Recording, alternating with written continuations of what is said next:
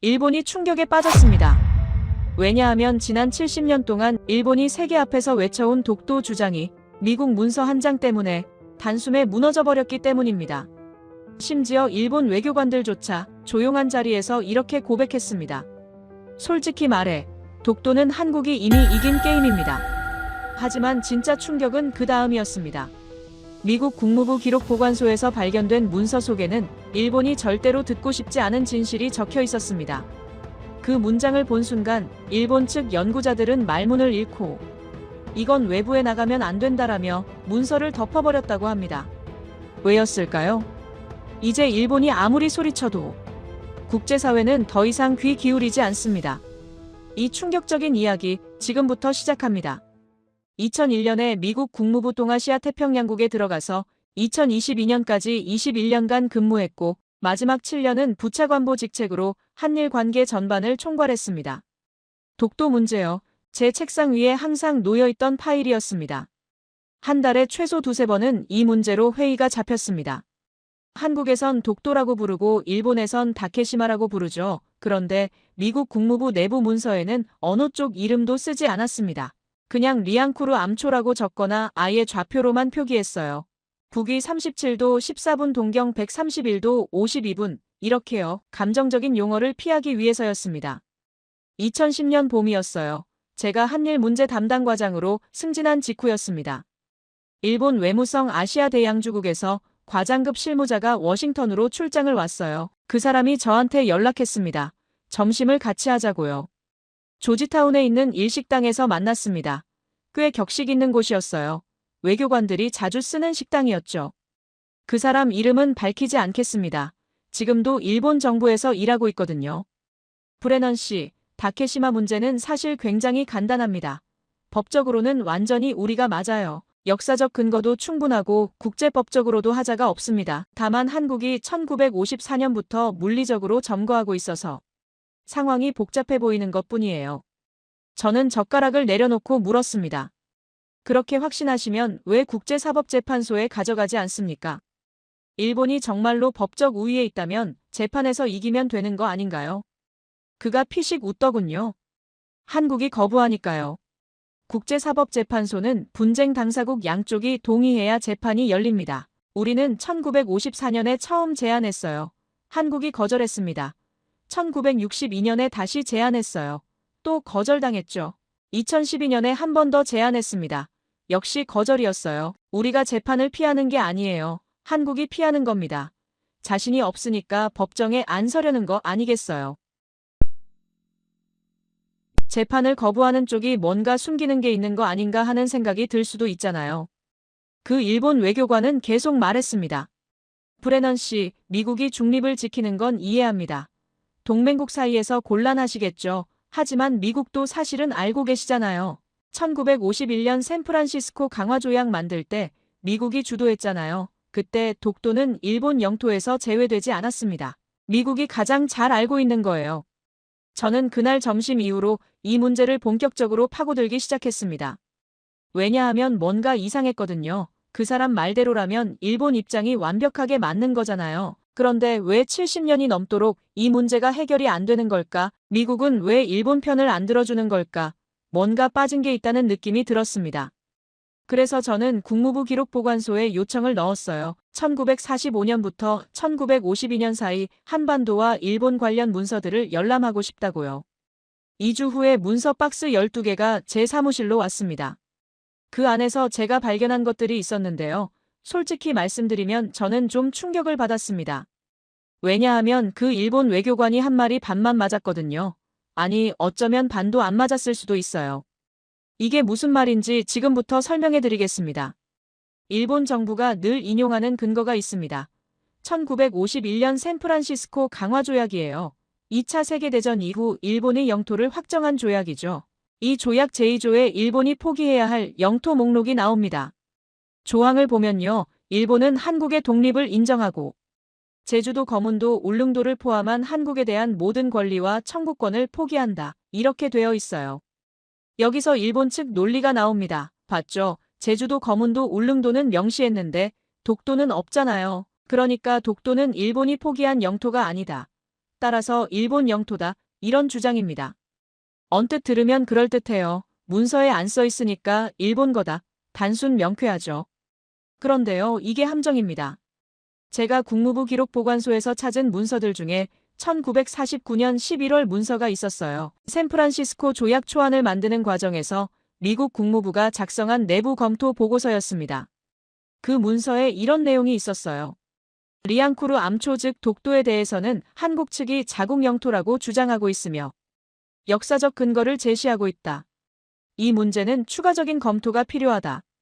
그러니까 미국도 이 문제가 단순하지 않다는 걸 알고 있었던 겁니다. 더 흥미로운 문서가 있었어요.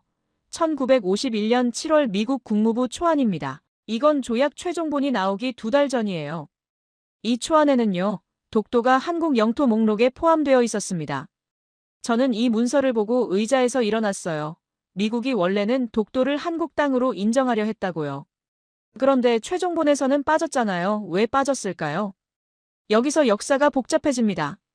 1951년 여름 일본 정부가 미국에 강력하게 로비를 했습니다.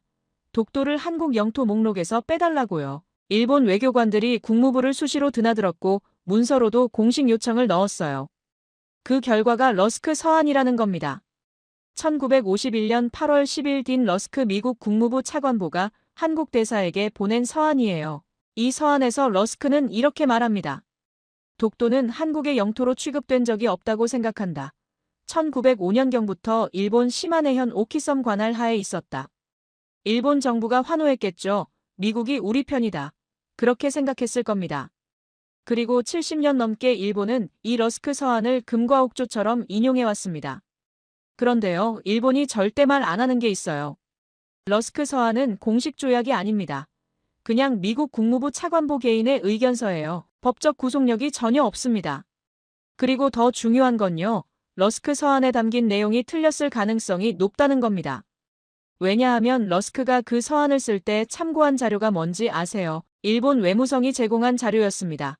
미국이 독자적으로 역사를 검토한 게 아니에요. 일본이 주는 대로 받아 적은 거예요. 저는 이 사실을 알고 나서 그 일본 외교관과의 점심이 떠올랐습니다. 그 사람이 저한테 했던 말, 미국도 사실은 알고 있잖아요. 1951년 조약 만들 때 독도는 일본 영토에서 제외되지 않았다. 맞아요. 제외되지 않았어요. 그런데 포함되지도 않았습니다. 애매하게 처리된 겁니다. 왜 애매하게 처리됐을까요? 미국이 이 문제에 말려들고 싶지 않았기 때문이에요. 한국과 일본 알아서 해결해라. 우리는 모른다. 그런 태도였어요. 그러니까 일본이 샌프란시스코 조약을 근거로 독도가 일본 땅이라고 주장하는 건요. 논리적으로 성립이 안 됩니다. 조약에 독도가 일본 영토라고 명시되어 있어야 일본 땅이죠. 그냥 언급이 안 됐다고 해서 일본 땅이 되는 게 아니에요. 제가 이 얘기를 그 일본 외교관한테 나중에 했습니다. 2015년쯤이었을 거예요. 도쿄 출장 갔을 때 다시 만났거든요. 저는 물었습니다. 샌프란시스코 조약에 독도가 일본 영토라고 안 써 있잖아요. 왜 그게 일본 영토라는 증거가 됩니까? 그 사람이 뭐라고 했는지 아세요? 잠깐 말이 없더니 이렇게 대답했습니다. 그건 당시 미국이 급하게 조약을 마무리하느라 세부 사항을 다 챙기지 못한 겁니다. 의도적으로 뺀 게 아니에요. 저는 속으로 웃었습니다. 그러니까 일본 논리가 이거예요. 써 있으면 우리 땅이고 안 써 있어도 우리 땅이다. 이건 논리가 아니라 우기기잖아요. 근데 더 재밌는 게 있습니다. 일본이 절대 언급 안 하는 문서가 또 있습니다. 1946년 1월 29일 연합국 최고사령부가 발표한 문서가 있어요. 이 문서에서 연합국은 일본의 행정 범위를 규정했습니다. 2차 대전 직후 일본이 통치할 수 있는 영역을 정한 거예요. 그 문서 3조에 이렇게 나옵니다. 일본의 범위에서 제외되는 지역으로서 울릉도, 독도, 제주도를 규정한다. 똑똑히 보이시죠? 독도가 명시되어 있습니다. 일본에서 제외한다고요. 이게 1946년이에요. 샌프란시스코 조약보다 5년 전입니다. 연합국이 이미 독도를 일본 영토가 아니라고 규정한 겁니다. 일본 외무성은 이 문서에 대해 뭐라고 할까요? 그들의 반박은 이래요. 임시조치였다. 최종적인 영토 결정이 아니었다. 좋아요. 100번 양보해서 임시조치였다고 칩시다. 그러면 그 이후에 뭔가 바뀌었어야죠. 연합국이 우리가 실수했다. 독도는 일본 땅이다 이렇게 정정했어야 하잖아요. 그런 문서가 있나요? 없습니다. 단 한 건도요. 그러니까 현재 상황을 정리하면 이래요. 1946년에 연합국이 독도를 일본에서 제외했고 그 이후로 이걸 뒤집는 공식 결정이 없었습니다. 일본이 주장하는 샌프란시스코 조약은 독도가 어느 나라 땅인지 명시하지 않았고요. 이런 상황에서 누가 이 섬을 실효 지배하고 있느냐? 바로 대한민국입니다. 1954년부터 지금까지 70년 넘게요. 저는 그 도쿄 출장에서 돌아오면서 비행기 안에서 생각했습니다. 일본 외교관들이 저한테 그렇게 자신있게 말하던 게 다 허세였구나. 속으로는 알고 있을 거예요. 자기들 논리가 약하다는 거. 그런데 왜 계속 같은 주장을 반복할까요? 2025년 12월에 다카이치 총리가 또 다케시마는 일본 땅이라고 말한 거잖아요. 대체 왜 그러는 걸까요? 그 답을 찾으려면 일본 국내 정치를 이해해야 합니다. 2025년 12월 9일 다카이치 총리 발언에서 제가 주목한 게 또 있습니다. 자민당 다카미 야스히로 의원이 내년 다케시마의 날에 대해 질문했거든요. 정부가 의연하게 대응하라고 촉구했습니다. 그런데 다카이치 총리가 이 질문에는 답을 안 하고 그냥 넘어갔습니다. 다케시마의 날이 뭐냐면요. 매년 2월 22일에 시마네현이 개최하는 행사입니다. 일본 정부가 1905년 2월 22일에 독도를 시마네현에 편입시켰다는 걸 기념하는 거예요. 시마네현에서는 매년 일본 정부에 요구합니다. 강료급 장관이 이 행사에 참석해달라고요. 중앙정부 고위 인사가 와서 독도는 일본 땅이라고 선언해달라는 겁니다. 그런데요, 일본 정부가 강료를 보낸 적이 있을까요? 단 한 번도 없습니다. 13년 연속으로 차관급인 내각부 정무관만 보냈어요. 이게 재밌는 거예요. 일본 총리가 국회에서는 큰소리 뻥뻥 칩니다. 독도는 명백한 일본 영토다. 의연하게 대응하겠다. 국내외에 우리 입장을 침투시키겠다. 근데 막상 행동으로 옮기라고 하면요. 장관 한 명 못 보내요. 왜 그럴까요? 한국이 가만 안 있을 거니까요. 일본 현지 언론들도 다 분석하고 있습니다. 장관급 인사가 다케시마의 날 행사에 참석하면 한국의 강한 반발을 초래할 가능성이 있다고요. 저는 이 대목에서 일본 외교의 본질을 봅니다. 말로는 강경하지만 실제로는 한국 눈치를 보고 있어요. 다카이치 총리가 취임하기 전에 뭐라고 했는지 아세요? 2024년 9월 자민당 총재 선거 때 이 사람이 한 말이 있어요. 대신이 다케시마의 날에 당당히 나가면 좋지 않겠는가? 눈치를 볼 필요가 없다. 이렇게 말했습니다. 그런데 실제로 총리가 되고 나서 기자들이 물었어요. 정부 대표를 강요급으로 격상할 건가요? 다카이치 총리 대답이 뭐였는지 아세요? 적절히 대응하겠다. 뭔가 달라진 거 느껴지시죠? 눈치 볼 필요 없다던 사람이 적절히 대응하겠다로 후퇴했어요. 이게 일본 정치인들의 전형적인 패턴입니다. 야당일 때나 선거 기간에는 막 말해요. 독도 문제 강력 대응하겠다. 한국한테 밀리지 않겠다. 이러면 보수표가 나오니까요. 근데 실제로 권력을 잡으면 달라집니다. 현실을 마주해야 하거든요. 현실이 뭐냐면요. 한국이랑 싸우면 손해라는 겁니다. 경제적으로 얽혀있고 안보적으로도 협력해야 해요. 미국이 한일 관계 개선하라고 압박하고요. 그러니까 말로만 강경한 척하는 겁니다. 실제 행동은 안 하면서요. 저는 이런 이중성을 20년 넘게 봐왔습니다. 제가 2011년에 경험한 일이 있어요. 당시 일본에서 민주당 정권이었습니다. 노다 요시히코 총리 때였어요. 한일 관계가 상당히 안 좋았던 시기였는데 독도 문제로 양국 갈등이 고조됐거든요. 그때 미국 국무부에서 한일 양국 외교 당국자를 따로따로 불러서 면담했습니다. 제가 일본 측 면담에 배석했습니다. 일본 외무성 과장급이 왔는데 그 사람이 이렇게 말하더군요. 미국이 좀 도와줬으면 합니다. 한국한테 독도 문제를 국제사법재판소에서 해결하자고 설득해 주실 수 없습니까? 저희 국무부 담당자가 대답했어요. 미국은 이 문제에 개입하지 않는다. 양국이 알아서 해결해라. 그러자 일본 외교관이 좀 답답해하면서 말했습니다. 하지만 1951년 러스크 서한에서 미국이 독도는 일본 영토라고 했잖아요. 미국도 책임이 있는 거 아닙니까? 그때 우리 담당자가 뭐라고 했는지 기억나요? 러스크 서한은 미국 정부의 공식 입장이 아니다. 당시 실무진의 견해일 뿐이다. 그걸 근거로 미국한테 책임을 묻지 말라. 일본 외교관 얼굴이 굳어지더군요. 브레넌 씨, 그러면 미국은 정말 이 문제에 대해 아무 입장이 없는 겁니까? 저는 솔직하게 대답했습니다. 공식적으로는 그렇다. 하지만 비공식적으로 말씀드리면 미국 정부 내에서 이 문제를 연구한 사람들 중에 일본 주장이 맞다고 생각하는 사람 별로 없습니다. 나도 문서들을 검토해봤는데 일본 논리에 구멍이 많다. 그 일본 외교관이 저를 쳐다봤어요. 한참 동안요. 그리고 이렇게 말했습니다. 브레넌 씨, 그건 오프 더 레코드로 해주시죠. 저는 고개를 끄덕였습니다. 그때까지만 해도 저는 현직이었으니까요. 하지만 이제 저는 퇴직했고, 그래서 오늘 이 얘기를 하는 겁니다. 일본 외교관들 속으로는 알아요. 자기들 논리가 완벽하지 않다는 거. 그런데 일본 국내 정치 때문에 계속 같은 주장을 반복해야 해요. 독도 문제는 일본에서 내셔널리즘의 상징이거든요. 보수 우익 세력한테는 절대 양보할 수 없는 성역이에요.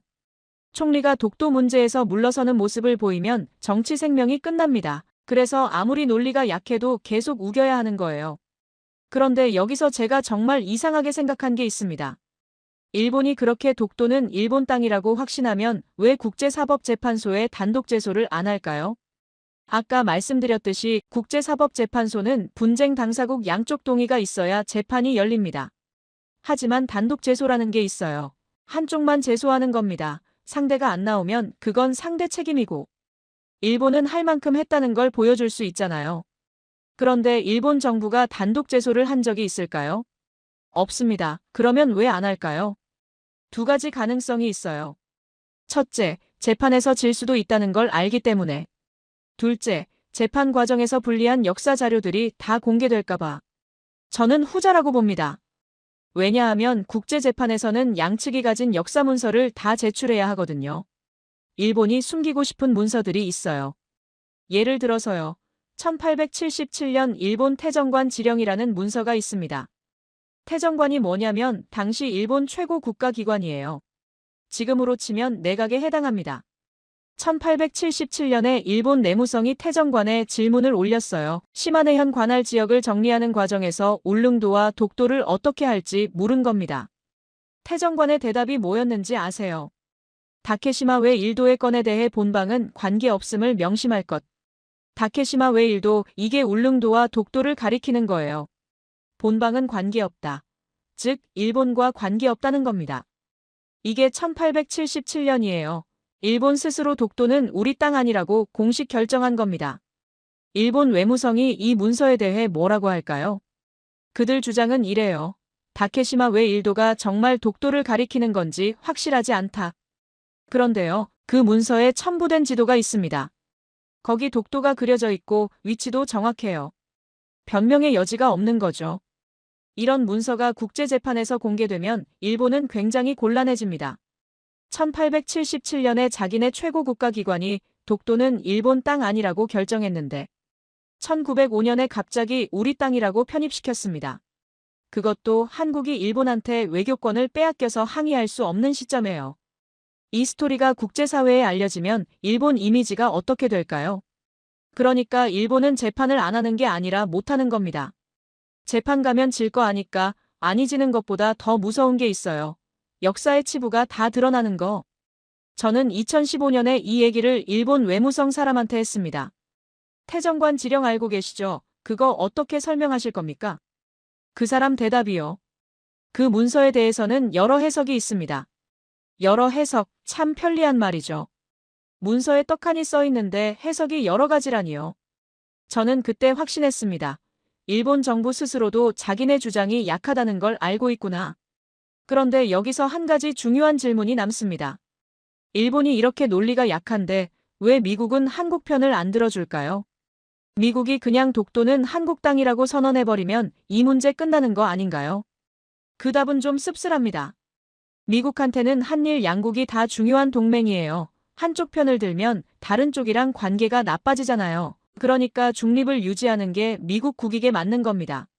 솔직히 말씀드리면 미국한테 독도는 전략적으로 큰 의미가 없습니다. 작은 바위섬 2개잖아요. 미국 입장에서는 한일 관계가 안정적인 게 훨씬 중요합니다. 그래서 미국은 이 문제에 안 끼어드는 겁니다. 하지만 제가 은퇴한 지금 개인 의견을 말씀드리면요.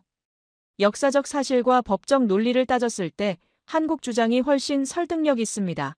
일본 주장에는 구멍이 너무 많아요. 그리고 무엇보다 중요한 건요. 한국이 70년 넘게 이 섬을 실효 지배하고 있다는 사실입니다. 독도에는 한국 경찰이 상주하고 있어요. 한국 주민이 거주하고 있고 한국 시설물이 있어요. 한국 행정구역으로 등록되어 있습니다. 국제법에서 영토 분쟁을 판단할 때 가장 중요한 기준 중 하나가 뭔지 아세요? 실효적 지배입니다. 누가 실제로 그 땅을 지배하고 있느냐, 이게 결정적이에요. 일본이 아무리 떠들어도 현실에서 독도를 지배하는 건 대한민국입니다. 그리고 이 현실은 바뀌지 않을 겁니다.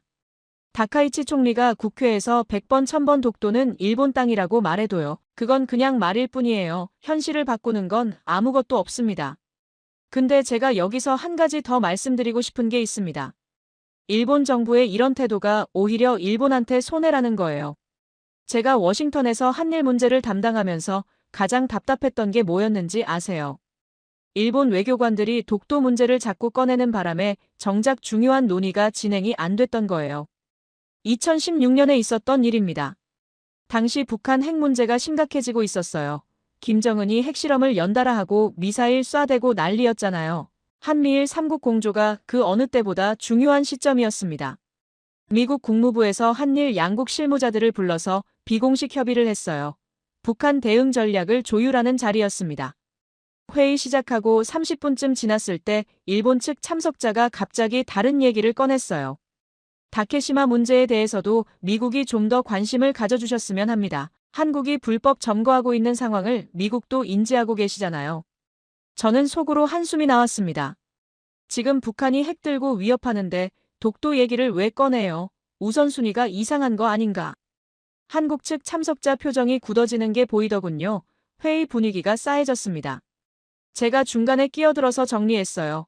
오늘은 북한 문제에 집중하자고요. 회의 끝나고 복도에서 한국 외교관이 저한테 다가왔습니다. 브레넌 씨, 일본이 왜 저러는 건지 이해가 안 됩니다. 지금 북한이 당장 위협인데 독도 문제를 왜 여기서 꺼내요? 우리가 협력해야 할 판에 자꾸 딴소리를 하니까 짜증이 납니다. 저도 솔직히 이해가 안 됐어요. 일본이 독도 문제를 이렇게 집요하게 들고 나오는 게 전략적으로 도움이 되는 건지 의문이었거든요. 한국이랑 협력해야 할 일이 산더미인데 왜 자꾸 양국 관계를 긁어대는 걸까? 나중에 안 건데요. 일본 외무성 내부에서도 이 문제로 논쟁이 있었다고 합니다. 실용파 외교관들은 독도 문제를 자꾸 꺼내면 한국이랑 관계만 나빠진다고 했대요. 지금은 북한 대응이 급하니까 독도는 일단 묻어두자는 입장이었죠. 그런데 원칙파가 있었습니다. 독도는 일본 영토니까 기회 있을 때마다 주장해야 한다. 한번 물러서면 끝이다. 이런 입장이었죠. 문제는 원칙파가 정치권의 지지를 받고 있었다는 겁니다. 보수 정치인들이 독도 문제에서 강경해야 표가 나오니까요. 그래서 외무성 실무자들도 어쩔 수 없이 독도 얘기를 꺼내야 했던 거예요. 국내 정치 눈치를 봐야 하니까요. 저는 이게 일본 외교의 비극이라고 생각합니다. 실무자들은 독도 문제가 일본한테 손해라는 걸 알아요. 한국이랑 관계만 나빠지고 실익은 없거든요. 그런데 국내 정치 때문에 계속 이 문제를 끌고 가야 해요. 결과가 뭐였는지 아세요? 한일 관계가 계속 삐걱거렸습니다. 2010년대 내내 양국 관계가 좋았던 적이 별로 없어요. 독도 문제, 위안부 문제, 강제징용 문제, 이런 역사 이슈들이 계속 발목을 잡았거든요. 미국 입장에서는 이게 정말 골치 아픈 거였습니다. 한미일 3국 공조가 중요한데 한일이 맨날 싸우니까요. 저희가 중간에서 화해시키려고 얼마나 고생했는지 몰라요. 2017년에 트럼프 대통령이 취임하고 나서 한 번은 이런 일이 있었습니다. 북한 핵 문제 대응을 논의하는 고위급 회의였어요. 한미일 3국 외교차관들이 모인 자리였습니다. 회의 전에 트럼프 행정부 고위 관계자가 저한테 물었어요. 한일이 왜 이렇게 사이가 안 좋은 거야? 둘 다 미국 동맹인데 왜 맨날 싸워? 제가 대답했습니다. 역사 문제 때문입니다. 일제강점기 문제가 아직 해결이 안 됐어요. 독도 문제도 있고 위안부 문제도 있고요. 그 관계자가 고개를 갸웃거리면서 말하더군요. 그거 다 70년 전 일 아니야. 왜 아직도 그걸로 싸워? 저는 이 말을 듣고 한숨이 나왔습니다. 미국 사람들은 이해를 잘 못해요. 한국한테 일제강점기가 어떤 의미인지, 독도가 왜 그렇게 중요한지, 그래서 제가 설명을 해줬습니다. 한국 입장에서 독도는 단순한 바위섬이 아니에요. 일본 제국주의 침략의 상징입니다. 1905년에 일본이 독도를 편입한 게 한반도 침략의 시작이었거든요. 그 해에 을사늑약으로 한국 외교권을 빼앗았잖아요. 한국 사람들한테 독도는 주권의 상징인 거예요. 그 관계자가 잠깐 생각하더니 말했습니다. 그러면 일본은 왜 자꾸 독도 얘기를 꺼내는 거야? 한국이 그렇게 민감해하는 걸 알면서. 제가 대답했어요. 일본 국내 정치 때문입니다. 보수표를 얻으려면 독도 문제에서 강경해야 해요. 일본 정치인들한테 독도는 내셔널리즘 카드인 거죠. 그러니까 양쪽 다 국내 정치 때문에 이 문제를 놓지 못하는 거네. 저는 고개를 끄덕였습니다. 어느 정도는 맞는 말이었거든요. 하지만 한 가지 중요한 차이가 있었어요. 한국은 독도를 실제로 지배하고 있습니다. 경비대가 주둔하고 주민이 살고 시설물이 있어요. 한국한테 독도는 현실이에요. 반면 일본한테 독도는 뭘까요? 주장일 뿐입니다. 말로만 우리 땅이라고 하는 거예요. 실제로는 아무것도 없습니다. 이 차이가 결정적입니다. 한국은 현실을 지키고 있고 일본은 환상을 쫓고 있어요. 2019년에 한일 관계가 최악으로 치달았을 때 제가 느낀 게 있습니다. 그때 일본이 한국을 화이트리스트에서 제외하고 수출 규제를 했잖아요. 한국에서 불매운동이 일어나고 양국 관계가 파탄 직전까지 갔었죠. 표면적인 이유는 강제징용 판결 문제였지만 근본에는 역사 갈등이 있습니다. 독도 문제도 그 연장선에 있었고요. 저는 그때 일본 외무성 지인한테 물었습니다. 이렇게까지 관계를 악화시켜서 얻는 게 뭐야? 한국이랑 경제적으로 얼마나 엮여 있는데 서로 손해잖아. 그 사람이 긴 한숨을 쉬더군요. 저도 압니다. 이게 실익이 없다는 거. 하지만 정치가 이렇게 가니까 어쩔 수가 없습니다. 아베 총리가 강경 노선을 원하는데 실무자가 뭘 어떻게 해요? 저는 그때 일본 외교의 한계를 봤습니다. 실무자들은 현실을 알아요. 한국이랑 싸우면 손해라는 거. 하지만 정치인들이 국내 지지율 때문에 강경책을 고집하니까 따라갈 수밖에 없는 거예요. 그리고 이 패턴이 2025년 지금까지 계속되고 있는 겁니다. 다카이치 총리가 국회에서 독도 망언을 하는 것도 같은 맥락이에요. 보수 지지층한테 보여주기 위한 거죠. 실제로 독도를 되찾을 생각은 없습니다. 어떻게 되찾아요? 한국 경비대가 주둔하고 있는데. 그런데 여기서 제가 정말 지적하고 싶은 게 있어요. 일본의 이런 태도가 장기적으로 일본한테 엄청난 손해라는 겁니다. 한일 관계가 좋아야 일본도 이득이거든요. 북한 위협에 공동 대응할 수 있고 경제적으로도 협력할 수 있고 문화 교류도 활발해지잖아요. 그런데 일본이 자꾸 역사 문제를 건드리니까 한국 국민 감정이 나빠지는 거예요. 젊은 세대까지 반일 감정이 생기는 거죠. 제가 본 통계가 있습니다. 한국에서 일본에 대한 호감도가 2010년대 들어서 계속 떨어졌거든요. 특히 2019년 수출 규제 이후에 급락했어요. 이게 일본한테 좋은 거예요.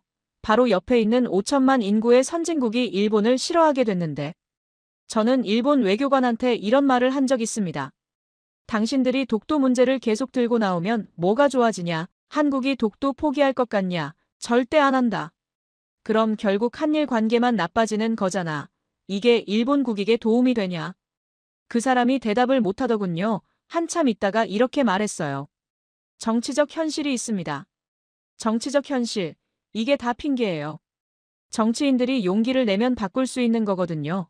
독도 문제 더 이상 안 건드리겠다. 한국이랑 미래지향적 관계 만들겠다. 이렇게 선언하면 되는 거예요. 그런데 아무도 안 합니다. 왜냐하면 그랬다가 보수 세력한테 찍히면 정치 생명이 끝나니까. 일본 정치의 비극이 여기 있습니다. 단기적인 국내 정치 이익을 위해서 장기적인 국가 이익을 희생하고 있어요. 그리고 그 대가를 치르는 건 결국 일본 국민들입니다. 한일 관계가 나빠지면 일본 경제에도 악영향이 있고 안보에도 좋지 않잖아요. 한국이 먼저 손을 내밀었으니까 일본도 화답하겠지. 이제 좀 나아지겠지 싶었어요. 실제로 한일 관계가 많이 풀렸잖아요. 정상회담도 하고 셔틀 외교도 재개하고. 그런데 독도 문제는요, 달라진 게 없었습니다. 일본 외교청서에는 여전히 다케시마는 일본 고유 영토라고 써 있었어요. 방위백서에도 같은 문구가 있었고요. 한일 관계가 좋아졌다면서 왜 이건 안 바꿔요? 제가 일본 측 지인한테 물었더니 이런 대답이 돌아왔습니다. 영토 문제는 타협이 대상이 아닙니다. 관계 개선과 별개예요.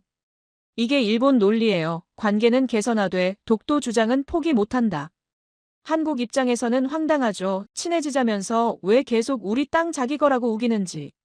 그러니까 한일 관계가 아무리 좋아져도 독도 문제가 있는 한 완전한 신뢰 관계는 못 만드는 거예요. 일본이 진정으로 한국이랑 좋은 관계를 원한다면 독도 문제에 대한 태도를 바꿔야 합니다. 최소한 공개적으로 망언을 하지 않는 것부터 시작해야죠. 그런데 2025년 12월 다카이치 총리가 뭘 했어요? 또 독도 망언을 했잖아요. 관계 개선 물 건너간 겁니다. 제가 지금까지 일본 비판을 많이 했는데요. 여기서 균형을 맞추기 위해 한 가지 인정할 건 인정하겠습니다. 일본 정부의 독도 주장이 완전히 근거 없는 건 아니에요. 그들도 나름의 논리가 있습니다. 1905년에 합법적으로 편입했다.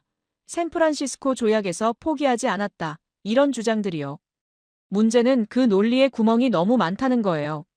그리고 일본 외교관들도 속으로는 그걸 알고 있습니다. 제가 이걸 확신하게 된 계기가 있습니다. 2018년에 있었던 일입니다. 저는 당시 국무부 부차관보였고 도쿄 출장을 갔었어요. 일본 외무성에서 비공식 만찬을 마련했습니다. 한미일 현안을 논의하는 자리였어요. 만찬이 끝나고 바에서 2차를 했어요. 일본 외무성 심의관급 인사가 저랑 같이 위스키를 마셨습니다. 공식 석상에서는 못하는 얘기들이 나오기 시작했습니다. 그 사람이 갑자기 이런 말을 하더군요. 브레넌 씨 솔직히 말씀드릴게요. 다케시마 문제 저희도 답답합니다. 제가 물었어요. 뭐가 답답하냐고. 우리가 이 문제에서 유리하지 않다는 거 알아요. 국제재판 가면 어떻게 될지 솔직히 자신 없습니다. 그런데 국내 정치가 이러니까 계속 주장할 수밖에 없는 거예요. 저는 좀 놀랐습니다. 일본 외교관 입에서 이런 말이 나올 줄은 몰랐거든요. 더 물어봤어요. 국제재판 가면 왜 자신이 없냐고. 그가 한숨을 쉬면서 대답했습니다. 태정관 지령 때문이에요. 1877년에 우리 정부가 독도는 일본 땅 아니라고 결정한 문서가 있잖아요. 이게 재판에서 나오면 우리한테 치명적이에요. 제가 말했습니다. 일본 정부는 그 문서가 독도를 가리키는 건지 확실하지 않다고 주장하던데요. 그건 공식 입장이고요. 첨부된 지도를 보면 명확해요. 독도가 그려져 있거든요. 우리 학자들도 다 알아요. 다만 공식적으로 인정을 못하는 거죠. 저는 그때 일본 외교관의 솔직한 속마음을 처음 들었습니다. 그들도 알고 있어요. 자기네 논리가 약하다는 거, 재판 가면 불리할 수 있다는 거. 그런데 국내 정치 때문에 겉으로는 계속 강경한 척 해야 하는 거예요. 그 사람이 말을 이었습니다. 1946년에 연합국이 독도를 일본에서 제외했잖아요. 우리는 그게 임시 조치였다고 주장하는데 솔직히 설득력이 약해요. 왜냐하면 그 이후에 번복하는 공식 문서가 없거든요. 제가 물었어요. 그러면 일본 정부 내부에서는 이 문제를 어떻게 평가하냐고. 내부적으로는 두 가지 시나리오를 상정하고 있어요. 하나는 현상 유지입니다. 지금처럼 주장만 계속하고 실제로는 아무것도 안 하는 거예요. 이게 가장 현실적인 옵션이에요. 다른 하나는 뭐냐고 물었더니 이렇게 대답했습니다. 장기적으로 국제 여론전을 해서 유리한 환경을 만든 다음에 국제재판으로 가는 겁니다. 그런데 이게 수십 년 걸릴 수도 있고 결과도 불확실해요. 솔직히 말해서 성공 가능성 낮아요. 제가 물었어요. 그러면 일본 외무성 실무자들은 어떤 옵션을 선호하냐고. 대부분 현상 유지를 선호해요. 괜히 건드렸다가 더 나빠질 수 있거든요. 지금은 말로만 우리 땅이라고 하는 거잖아요. 실제로 한국이 지배하고 있는 현실은 바꿀 수가 없습니다. 저는 이 대화를 통해서 일본 외교의 딜레마를 이해하게 됐습니다. 그들도 현실을 알아요. 독도를 되찾는 건 사실상 불가능하다는 거, 국제재판 가도 이길 보장이 없다는 거. 그런데 국내 정치 때문에 포기한다는 말을 못하는 겁니다. 포기하면 정치인들한테 매국노 소리 듣거든요. 그래서 택한 전략이 뭐냐면요. 그냥 계속 주장하는 거예요. 우리 땅이다, 우리 땅이다 반복하는 거죠. 실제로는 아무것도 안 하면서. 이게 70년 넘게 계속되고 있는 겁니다. 다카이치 총리가 국회에서 망언을 하는 것도 이 전략의 일환입니다. 국내 보수 세력한테 보여주기 위한 거죠. 나는 독도 문제에서 물러서지 않는다. 이런 메시지인 거예요. 실제로 독도를 되찾을 계획이 있냐고요? 없습니다. 근데 어떻게 되찾아요? 한국 경비대가 주둔하고 있고 한국 시설물이 있고 한국 주민이 살고 있는데 일본이 군대 보내서 점령할 거예요. 말도 안 되죠. 그랬다간 전쟁이에요. 그러니까 일본의 독도 주장은요. 현실성 없는 공허한 메아리인 거예요. 그 일본 외교관이 마지막으로 이런 말을 했습니다. 브레넌 씨 개인적인 의견인데요. 저는 이 문제가 해결되려면 일본 정치가 바뀌어야 한다고 봐요. 누군가가 용기를 내서 독도 문제를 더 이상 정치 이슈화하지 않겠다고 선언해야 해요. 그래야 한일 관계가 진짜로 좋아질 수 있습니다. 제가 물었어요. 그런 정치인이 나올 가능성이 있냐고. 그가 쓴웃음을 지으면서 고개를 저었습니다. 당분간은 어려울 거예요. 그랬다간 정치 생명이 끝나니깐요. 저는 그날 밤 호텔로 돌아오면서 많은 생각을 했습니다. 일본 외교관들도 답답한 거예요. 현실을 아는데 정치 때문에 어쩔 수가 없는 거죠. 그런데 이게 일본만의 문제일까요? 한국도 마찬가지 아닌가요? 한국 정치인이 독도 문제에서 유연한 태도를 보이면 어떻게 될까요? 매국노라고 욕먹겠죠. 정치 생명 끝나요. 양쪽 다 국내 정치에 발목 잡혀 있는 거예요. 하지만 여기서 중요한 차이가 있습니다. 한국은 독도를 실제로 지배하고 있습니다. 한국은 현상 유지만 하면 돼요. 굳이 뭘 바꿀 필요가 없어요. 반면 일본은 뭔가를 바꿔야 독도를 가질 수 있어요. 그런데 바꿀 방법이 없어요. 이 비대칭성이 결정적입니다. 시간이 갈수록 한국한테 유리해져요. 왜냐하면 실효 지배가 오래될수록 국제법적으로 정당성이 강해지거든요. 일본이 70년 전에 행동했으면 모를까. 이제는 너무 늦었습니다. 그래서 저는 이렇게 결론 내립니다. 독도 문제에서 한국이 이미 이긴 겁니다. 실제로 섬을 지배하고 있으니까요. 일본은 아무리 떠들어도 현실을 바꿀 수 없어요. 다카이치 총리가 100번 1000번 독도는 일본 땅이라고 말해도요. 그건 그냥 말일 뿐이에요. 독도에는 태극기가 펄럭이고 있고 한국 경비대원들이 지키고 있어요. 이게 현실입니다. 그런데 제가 여기서 한 가지 더 말씀드리고 싶은 게 있습니다. 한국이 왜 이길 수 있었는지, 그리고 앞으로 한국이 뭘 해야 하는지. 제가 지금까지 일본의 허점을 많이 말씀드렸는데요. 여기서 잠깐 시점을 바꿔보겠습니다. 한국이 어떻게 독도를 지켜왔는지 그 얘기를 해드리고 싶어요. 솔직히 말씀드리면 저는 미국 사람이고 독도 문제에서 중립을 지켜야 하는 입장이었지만 한국의 독도 수호 방식을 보면서 감탄한 적이 여러 번 있습니다. 왜냐하면 한국은 그냥 말로만 우리 땅이라고 한 게 아니거든요. 실제로 행동을 했어요. 70년 넘게 꾸준히요.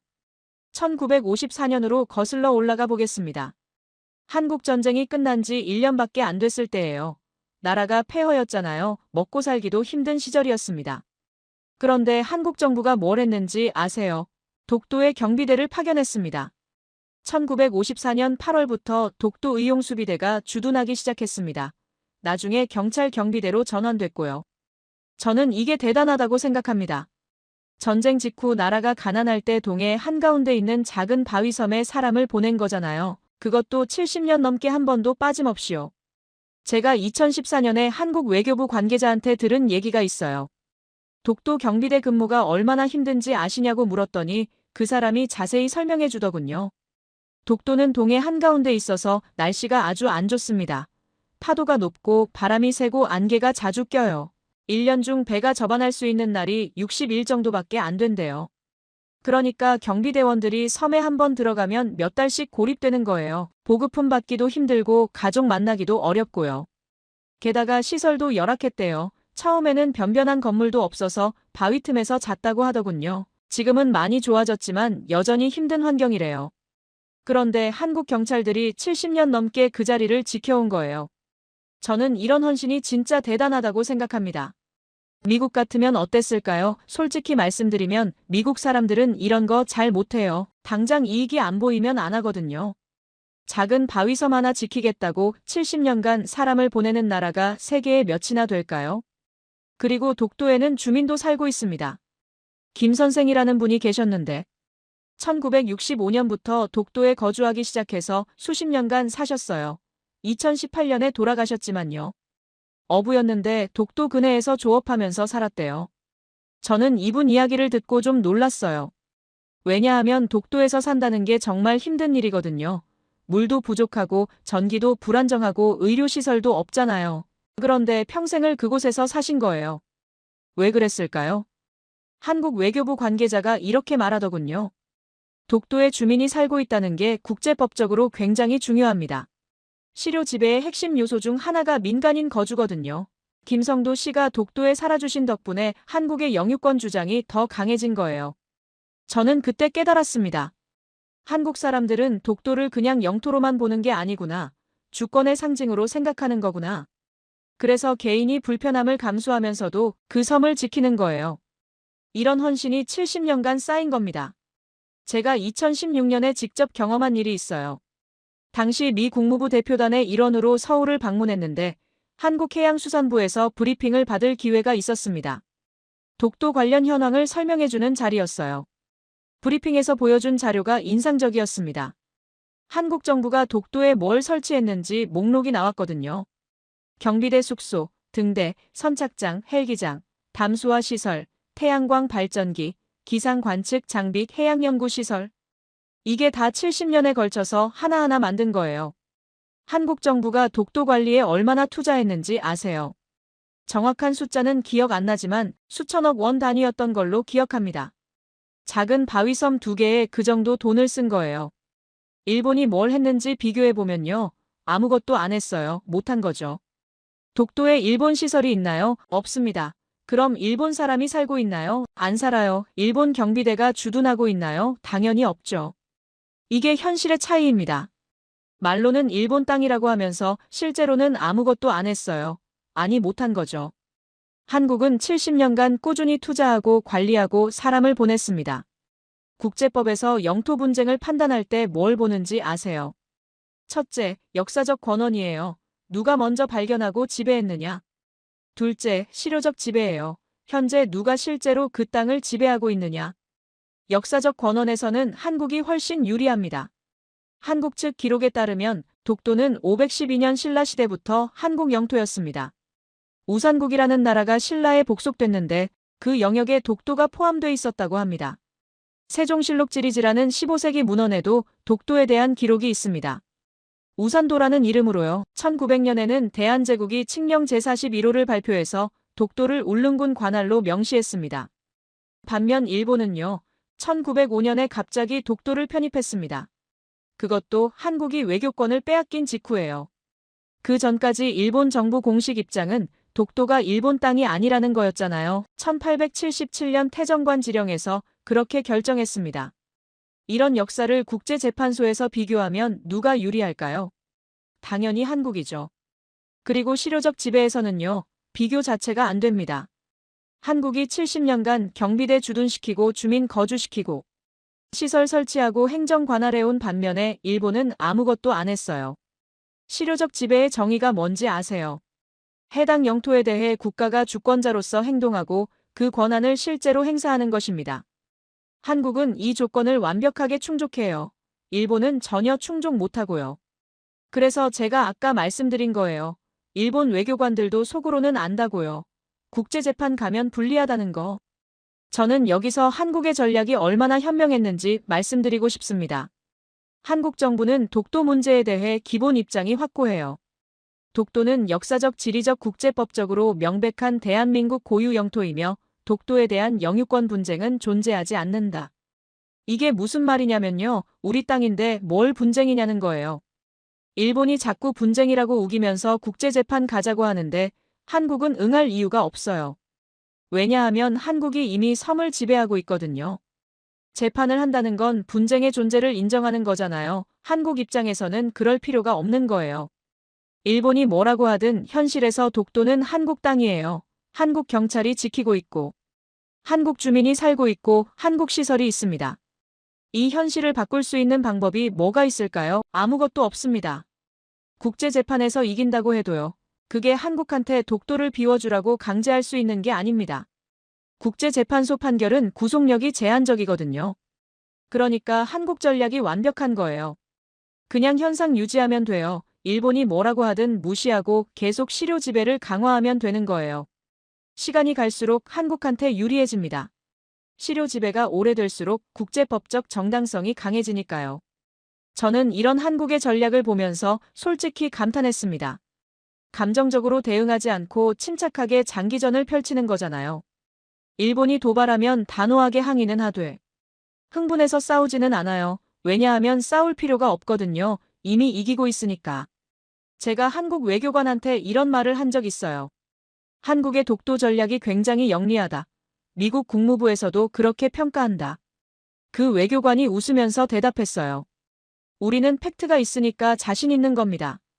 역사적 근거도 있고 시료 지배도 하고 있고요. 일본처럼 말로만 우길 필요가 없어요. 이게 핵심입니다.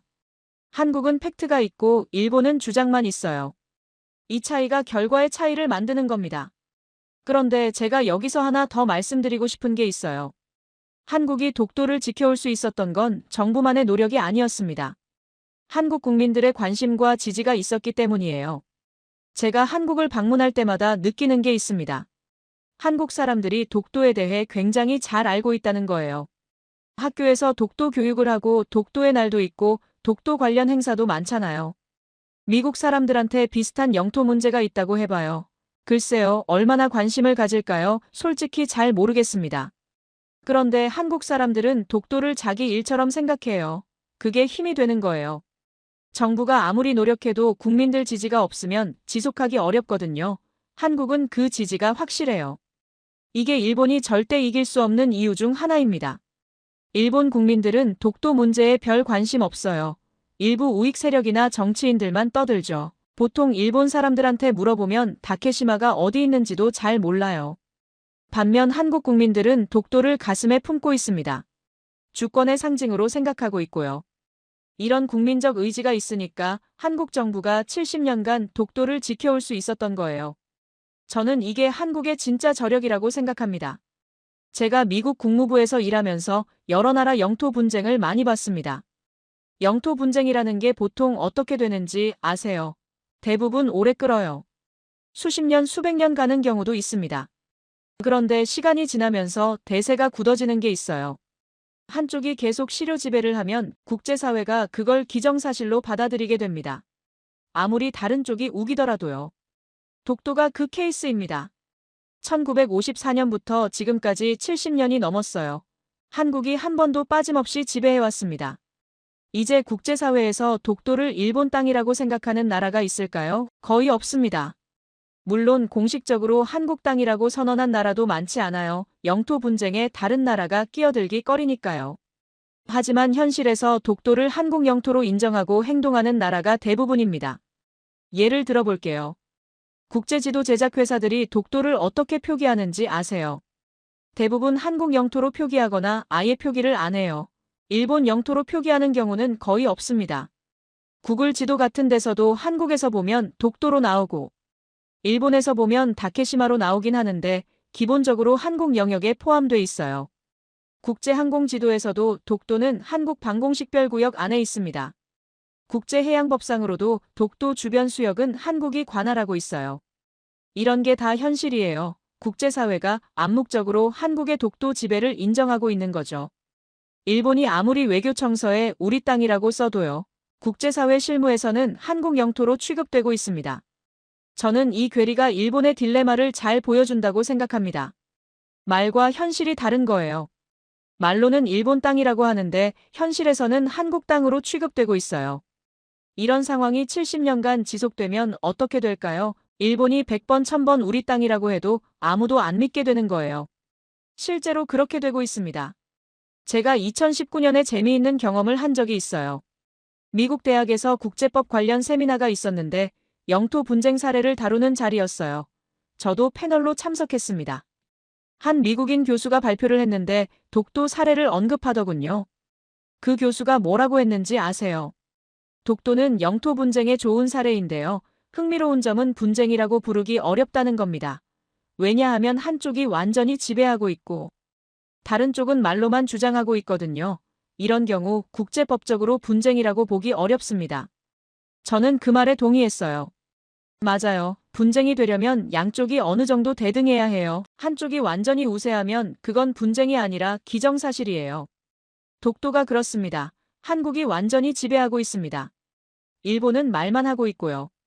세미나 끝나고 한 일본인 유학생이 저한테 다가왔어요. 브레넌 교수님, 일본 입장에서는 답답합니다. 우리도 근거가 있는데 왜 국제사회가 안 들어주는 걸까요? 저는 솔직하게 대답했습니다. 근거가 있는 것과 설득력이 있는 건 다른 문제입니다. 일본이 1905년에 편입했다는 건 맞아요. 하지만 그게 합법적이었는지는 논쟁의 여지가 있어요. 그리고 무엇보다 지금 현실에서 누가 그 섬을 지배하고 있느냐가 중요해요. 국제법은 현실을 존중하거든요. 그 학생이 고개를 숙이더군요. 저도 그 점이 어렵다고 생각해요. 저는 그 학생의 솔직함이 인상적이었습니다. 젊은 세대 일본인들 중에는 현실을 인정하는 사람들이 늘어나고 있어요. 사실 일본 학계에서도 독도 문제에 대해 다양한 시각이 있습니다. 정부 입장을 그대로 따르는 학자들도 있지만 객관적으로 분석하는 학자들도 있습니다. 제가 논문을 몇 개 읽어봤는데요. 일본 학자 중에서도 일본 정부 주장에 문제가 있다고 지적하는 사람들이 있었습니다. 특히 1877년 태정관 지령에 대해서요.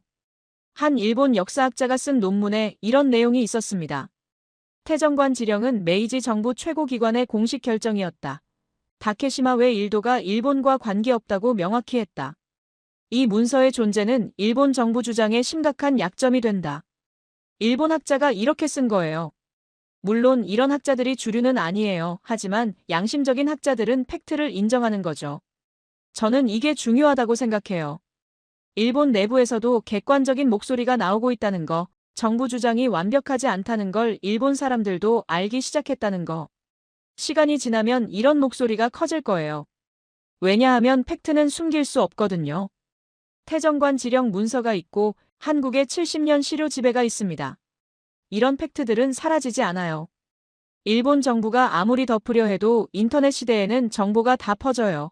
젊은 세대들은 검색해서 찾아봐요. 저는 장기적으로 일본 여론도 바뀔 거라고 봅니다. 지금 당장은 아니더라도 20년, 30년 후에는 독도 문제에 대한 일본 내 인식이 달라질 수 있어요. 현실을 인정하는 방향으로요. 그런데 여기서 제가 한 가지 더 말씀드리고 싶은 게 있어요. 2025년 12월 다카이치 총리의 발언이 왜 나왔는지에 대해서요. 저는 이게 일본의 조급함을 보여준다고 생각합니다. 왜냐하면 시간이 일본 편이 아니거든요. 앞서 말씀드렸듯이 한국의 시료 지배가 길어질수록 일본한테 불리해져요. 국제법적 정당성이 한국 쪽으로 더 쏠리니까요. 일본 정부도 이걸 알아요. 그래서 뭔가를 해야 한다고 생각하는 거예요. 국내외에 일본 입장을 알리겠다, 침투시키겠다. 이런 말이 나오는 거죠. 하지만 솔직히 말해서 별 효과 없을 거예요. 왜냐하면 말로 아무리 떠들어도 현실이 안 바뀌니까요. 한국 경비대는 계속 독도를 지키고 있을 거고, 한국 시설은 계속 거기 있을 거고, 한국 국민들은 계속 독도를 가슴에 품고 있을 거예요. 일본이 홍보를 100번 해봤자 이 현실을 바꿀 수는 없어요. 다카이치 총리가 다케시마의 날에 장관 보내겠다고 큰 소리 쳤잖아요. 총재 선거 때 눈치 볼 필요 없다고 했고요. 그런데 실제로 장관 보냈나요? 13년째 차관급만 보내고 있습니다. 이게 일본의 현실입니다. 말로는 강경한 척하면서 실제로는 한국 눈치 보는 거예요. 왜 그럴까요? 진짜 강경하게 나가면 손해니까요. 한일 관계가 나빠지면 경제적으로 손해고 안보적으로도 손해예요. 미국도 싫어하고요. 그러니까 말만 하고 행동은 안 하는 거예요. 저는 이런 일본의 이중성이 결국 일본 스스로를 약화시킨다고 봅니다. 신뢰를 잃는 거거든요. 한국 입장에서 보세요. 일본이 관계 개선하자면서 독도 망언을 하면 어떻게 믿어요? 국제사회에서 보세요. 일본이 우리 땅이라고 주장만 하고 아무 행동도 안 하면 누가 진지하게 받아들여요? 말과 행동이 다른 나라는 신뢰를 못 받아요. 일본이 독도 문제에서 진짜로 원하는 게 뭘까요? 솔직히 저는 일본 정부도 잘 모른다고 봐요. 독도를 되찾겠다는 구체적인 계획이 있는 것 같지 않아요. 그냥 주장을 유지하는 게 목표인 것 같아요. 왜 주장을 유지하냐면요. 포기하면 국내 정치적으로 타격이니까요. 그러니까 일본의 독도 정책은요. 국가 전략이 아니라 국내 정치용인 거예요. 실제로 독도를 되찾으려는 게 아니라 보수 세력 결집용으로 쓰는 거죠. 이게 일본의 비극입니다. 영토 문제를 정치 도구로 쓰다 보니까 합리적인 해결이 안 되는 거예요. 반면 한국은요. 일관되게 시료 지배를 강화해왔습니다. 이 차이가 결과를 만든 겁니다. 한국이 이긴 거예요. 이미요. 다카이치 총리가 아무리 망언을 해도요. 독도의 현실은 바뀌지 않아요.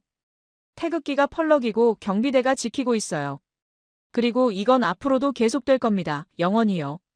2025년 12월 9일 다카이치 총리의 발언으로 돌아가 보겠습니다. 저는 그 뉴스를 보면서 여러 생각이 들었어요. 일본이 또 시작이구나. 그런 생각도 들었습니다. 동시에 저게 일본한테 무슨 도움이 될까 하는 생각도 들었습니다. 솔직히 말씀드리면요. 다카이치 총리의 발언은 일본한테 손해입니다. 왜냐하면 한일 관계를 다시 냉각시키거든요. 2023년부터 한일 관계가 많이 좋아졌잖아요. 윤석열 대통령이 먼저 손 내밀어서 정상회담도 하고 셔틀 외교도 재개하고요. 일본 경제계에서도 환영했어요. 한국이랑 관계가 좋아지면 사업하기 편하니까요. 그런데 다카이치 총리가 취임하자마자 뭘 했나요? 독도 망언을 했습니다. 한국 여론이 어떻게 반응했겠어요? 당연히 나빠졌죠. 아, 일본은 역시 안 되는구나. 관계 개선한다더니 또 저러네. 이런 반응이 나올 수밖에 없습니다. 제가 한국 외교부 지인한테 연락해봤어요. 다카이치 발언 이후에요. 그 사람이 한숨을 쉬면서 말하더군요. 또 원점이에요. 관계 개선하려고 우리가 얼마나 노력했는데. 일본이 저러니까 국내에서 뭐라고 하겠어요.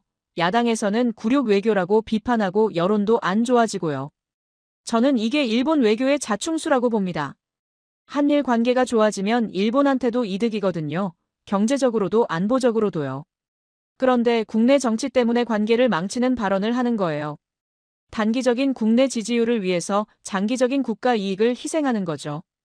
다카이치 총리가 왜 그런 발언을 했을까요? 저는 두 가지 이유가 있다고 봅니다. 첫째는 국내 정치입니다. 다카이치 총리는 자민당 내에서도 보수 성향이 강한 사람이에요. 지지 기반이 우익 세력이거든요. 그 사람들한테 잘 보이려면 독도 문제에서 강경해야 해요. 그래야 표가 나오니까요. 그래서 취임하자마자 독도 망언을 한 거예요. 나는 물러서지 않는다는 걸 보여주려고요. 둘째는 조급함입니다. 아까 말씀드렸듯이 시간이 일본 편이 아니거든요. 한국의 실효 지배가 길어질수록 일본한테 불리해요. 일본 정부도 이걸 알아요. 그래서 뭔가를 해야 한다고 생각하는 거죠. 국내외에 일본 입장을 침투시키겠다는 말이 그래서 나온 거죠. 하지만 제가 보기에 이건 역효과예요. 왜냐하면 일본이 강경하게 나올수록 한국도 강경해지거든요. 한국 정부가 가만히 있겠어요. 당연히 반발하죠. 독도는 명백한 한국 영토다. 일본의 부당한 주장에 단호히 대응하겠다. 이런 성명이 나오잖아요. 한국 국민 여론도 나빠지고요. 반일 감정이 다시 살아나는 겁니다. 그러면 한일 협력이 어려워지잖아요. 경제 협력도 안보 협력도요. 이게 일본한테 좋은 거예요. 아니잖아요. 저는 일본 정치인들이 좀 더 장기적으로 생각했으면 좋겠어요. 독도 문제에서 한 발 물러서는 게 일본 국익에 맞아요. 물러선다는 게 독도를 포기한다는 뜻이 아니에요. 공개적으로 망언을 안 하는 것만으로도 충분합니다. 외교청서에 써놓는 건 그렇다 치고요. 총리가 국회에서 큰 소리로 독도는 일본 땅이라고 말할 필요가 있나요? 그게 현실을 바꾸나요? 절대 안 바꿔요. 한국 여론만 자극하고 관계만 나빠지는 거예요. 일본이 진짜 현명하다면요. 독도 문제를 조용히 묻어두고 한국이랑 미래지향적 관계를 만드는 데 집중해야 됩니다. 북한 위협도 있고 중국 부상도 있고 경제 협력도 필요하잖아요. 그리고 지금 한국이랑 싸울 때가 아닙니다. 그런데 일본 정치 구조상 그게 안 되는 거예요. 보수 세력이 너무 강하고 그들한테 독도는 양보 못하는 성역이니까요. 이게 일본의 한계입니다. 저는 그래서 한국한테 이렇게 말씀드리고 싶어요. 일본 걱정할 필요 없습니다. 일본이 저렇게 나오는 건 일본이 약하기 때문입니다. 강하면 저럴 필요가 없거든요. 현실에서 독도를 지배하는 건 한국이에요. 일본은 말밖에 할 게 없어요. 그러니까 한국은 그냥 지금 하던 대로 하면 됩니다. 독도를 계속 지키고 실효 지배를 강화하고 국제사회에 한국 입장을 알리면 돼요. 일본이 뭐라고 하든 흔들릴 필요 없어요. 시간이 한국 편이니까요. 제가 예측을 하나 해드리겠습니다. 앞으로 10년, 20년이 지나면 독도 문제는 더 이상 이슈가 안 될 거예요. 왜냐하면 일본 내에서도 현실을 인정하는 목소리가 커질 거거든요. 지금은 보수 세력이 강하지만 세대가 바뀌면 달라질 수 있습니다. 젊은 세대 일본인들은 독도 문제에 별 관심 없습니다. 옛날 일에 왜 집착하냐는 사람들이 많아요. 이런 세대가 주류가 되면 일본 정치도 바뀔 수 있어요. 물론 당장은 아닐 거예요. 다카이치 총리 같은 보수 정치인이 집권하고 있으니까요. 하지만 장기적으로 보면 일본도 변할 거예요. 현실을 계속 부정할 수는 없으니까요. 그리고 한 가지 더요. 다카이치 총리가 국내외에 일본 입장을 침투시키겠다고 했잖아요. 분명히 이거 역효과 날 겁니다. 왜냐하면 일본이 홍보를 하면 한국도 대응하거든요. 한국이 가만히 있겠어요. 한국도 국제사회에 한국 입장을 알릴 거예요. 그러면 국제사회에서 양측 주장을 비교하게 되겠죠. 비교하면 누가 유리할까요? 제가 보기에 한국이 훨씬 유리해요. 역사적 근거도 더 풍부하고 시료 지배도 하고 있고 논리의 구멍도 적습니다. 일본은 1877년 태정관 지령 어떻게 설명할 거예요? 국제사회가 객관적으로 판단하면 한국 손을 들어줄 가능성이 높아요. 그러니까 다카이치 총리의 홍보 전략이요. 오히려 일본한테 불리하게 작용할 수 있습니다. 조용히 있으면 그나마 나은데 떠들면 떠들수록 약점이 드러나는 거죠. 저는 이게 일본 외교의 딜레마라고 봅니다. 뭘 해도 안 되는 상황인 거예요. 조용히 있으면 국내 보수 세력한테 욕먹고요. 강경하게 나가면 국제사회에서 약점 드러나고요. 이런 상황이 된 건 일본 스스로 자초한 거예요. 70년 전에 한국이 독도를 점거했을 때 강하게 대응했어야죠. 그때는 안 하고. 이제 와서 말로만 우기니까 이렇게 된 거예요. 그리고 역사적으로도 문제가 있었습니다. 1905년에 독도를 편입한 게 한국 침략의 일환이었잖아요. 그 해에 을사늑약으로 한국 외교권을 빼앗았고요. 이런 역사적 맥락이 있는데 일본이 정당하게 편입했다고 주장하면 누가 믿겠어요. 일본이 진짜로 독도 문제를 해결하고 싶다면요. 역사부터 반성해야 합니다. 과거 침략에 대해 진심으로 사과하고 한국이랑 화해하고 신뢰를 쌓아야 해요. 그런 다음에 독도 문제도 대화로 풀어갈 수 있는 거예요. 그런데 일본이 그렇게 하고 있나요? 전혀 안 하고 있습니다. 과거사 문제에서 늘 어물쩍 넘어가려 하고 사과했다가 번복하고 그러잖아요. 이러니까 한국이 신뢰를 못하는 거예요. 신뢰가 없으니까 독도 문제에서도 양보할 수가 없는 거고요. 결국 독도 문제는요, 한일 과거사 문제의 연장선에 있는 거예요. 일본이 과거를 제대로 반성하지 않는 한 이 문제는 계속될 겁니다. 하지만 한국 입장에서는요, 이게 나쁜 게 아니에요. 왜냐하면 현상 유지가 한국한테 유리하거든요. 지금 상태로 계속 가면 한국이 이기는 거예요. 시료 지배가 더 공고해지니까요. 일본이 변하든 안 변하든 한국은 독도를 지키면 됩니다. 그게 가장 확실한 승리 전략이에요. 저는 이제 마무리를 하려고 합니다. 22년간 미국 국무부에서 일하면서 독도 문제를 수없이 다뤘습니다. 처음에는 그냥 한일 간 영토 분쟁 중 하나라고 생각했습니다. 세계 곳곳에 비슷한 분쟁이 많으니까요. 그런데 이 문제를 깊이 들여다볼수록 독도가 단순한 영토 문제가 아니라는 걸 알게 됐어요. 한국 사람들한테 독도는 주권의 상징이에요. 일제강점기에 빼앗긴 걸 되찾은 땅이고 다시는 빼앗기지 않겠다는 의지의 표현이에요. 그래서 한국 사람들이 독도 문제에 그렇게 민감한 거예요. 단순히 바위섬 2개 문제가 아니라 역사와 자존심이 걸린 문제이기 때문이에요. 저는 이걸 이해하는 데 시간이 좀 걸렸습니다. 미국 사람들은 이런 감정을 잘 이해 못해요. 우리는 식민 지배를 당한 경험이 없으니까요. 하지만 한국 외교관들이랑 대화하고 한국 역사를 공부하면서 조금씩 이해하게 됐어요. 아, 이 사람들한테 독도는 정말 특별한 의미가 있구나. 포기할 수 없는 거구나. 일본 사람들은 이걸 잘 모르는 것 같아요. 그냥 영토 분쟁이라고 생각하고 법적으로 따지면 된다고 생각하는 것 같아요. 하지만 법만으로 해결될 문제가 아니에요. 역사와 감정이 얽혀 있는 문제거든요. 일본이 진심으로 이 문제를 해결하고 싶다면요. 먼저 한국 사람들의 마음을 이해해야 해요. 왜 독도가 그렇게 중요한지, 왜 절대 양보할 수 없는지. 그런 이해 없이 법적 논리만 들이대면 영원히 평행선이에요.